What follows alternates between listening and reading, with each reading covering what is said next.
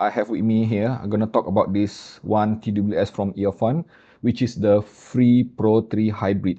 So if you are based in Malaysia and you have access to Shopee, you can get this Free Pro 3 from EarFun official store, priced at 329 Malaysian ringgit, which is equivalent to 70 US dollar.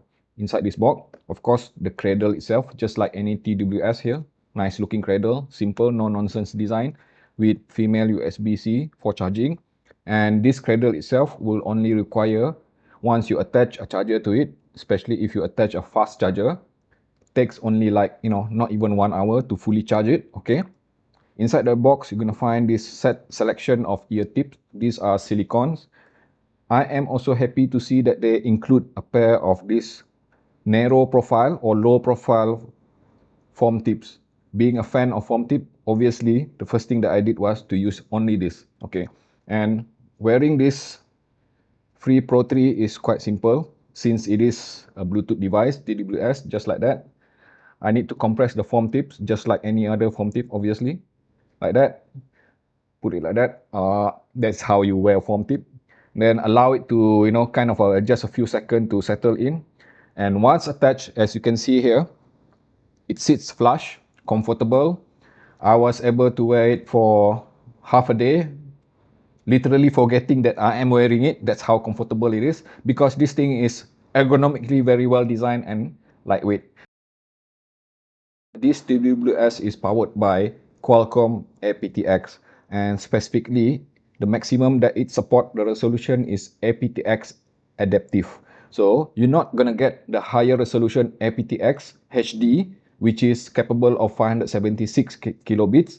And let's see, this adaptive is limited between anywhere, flexible between 279 kilobit and maximum of 420 kilobits, which means that this EarFun Free Pro 3 Plus only offer half the resolution as compared to LDAC TWS. It is imperative to go straight to Google Play Store and download this app, which is called EarFun Audio. So as you can see here, I load up this app.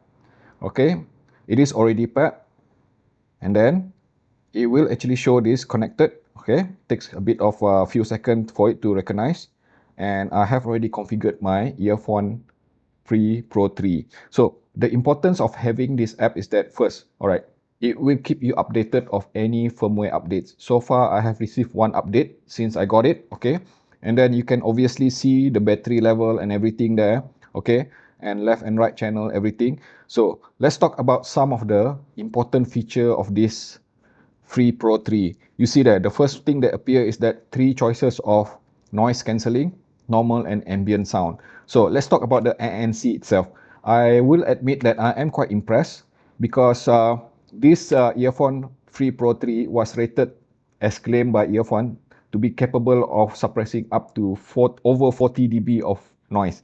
And true enough, when I use this, especially even outdoor, walking around, I wasn't hearing any kind of intrusive sound at all. I was able to enjoy my music without worrying about any kind of ambient noise interfering to the sound itself. If you switch on ambient sound, this is the setting specifically if you want to be fully aware of your surrounding. You don't want to get, especially when walking on the roadside or even somewhere when you need to be aware of your surrounding, just turn on ambient sound. It helps, to capture what's happening around you. Out of the box, when I first received it, this thing is super mega bassy, okay? About the only thing that I heard was bass, bass, bass, and more bass. It's like party time in your head. I honestly wasn't able to wear this or use this at all during the first, few days upon receiving it because of that element. So I decided that to give it a try and then play around with the EQ. Now, for the record, okay, let's have a look here. I am not the type of person who like to do EQ.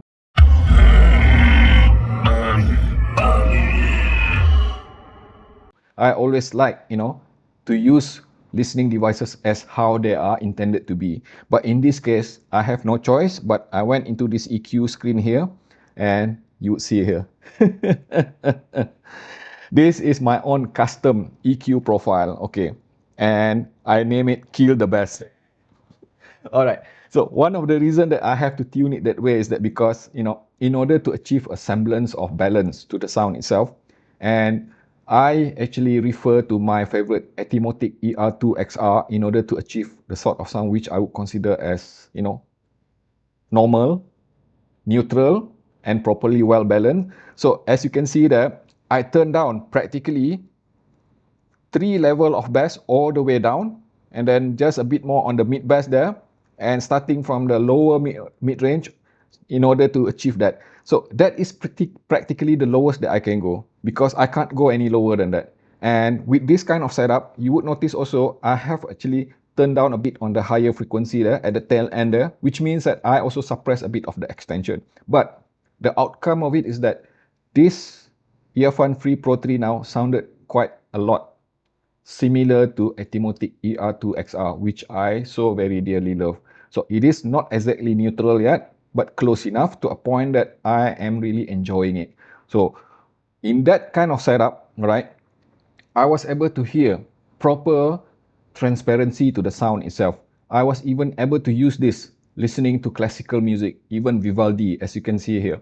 I was able to actually, appreciate the sound of the instrument, different type of violin and viola, or even harpsichord that offer the kind of attack, decay, which I would consider as natural sounding and does not exhibit any kind of coloration. Okay, but the coloration still does appear when I listen to certain type of music which exhibit, thick amount of bass performance, like even let's say Diana Krall, some of the music for Diana Krall, which is modern jazz or even some technical jazz, right? I heard that I was hearing some sort of something which I would consider as an enhanced, mid bass and sub bass.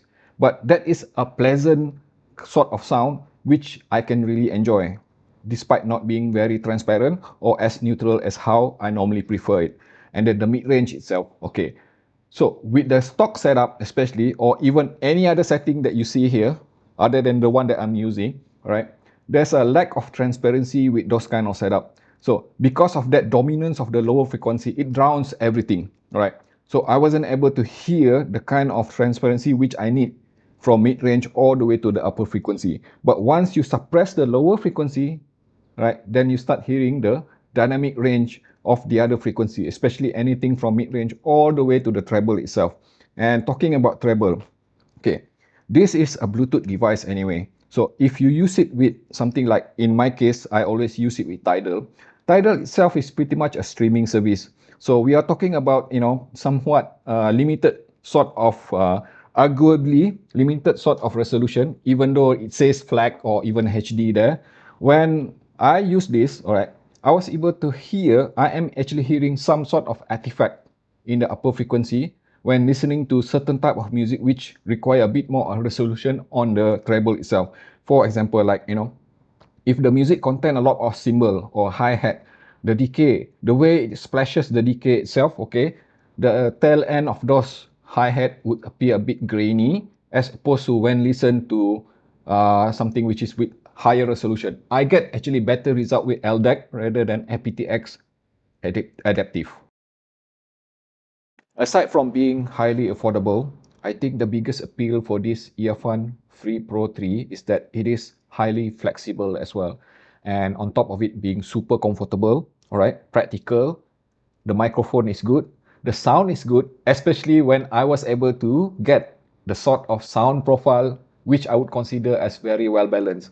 It is fairly analytical as it is fun and musical, and perhaps the only, right, critiques I would say that if I am being, putting my audiophile head is that the resolution offered by this EarFun Free Pro is kind of a bit lacking when it comes to certain type of high frequency, right, range, especially when you listen to something which is very require a bit more of resolution in the upper range. But then that sort of thing is far in between. Okay, most of the time if you listen anything from YouTube, from Spotify, or even from Tidal, 99% this thing is more than capable to deliver satisfaction sonically and usability.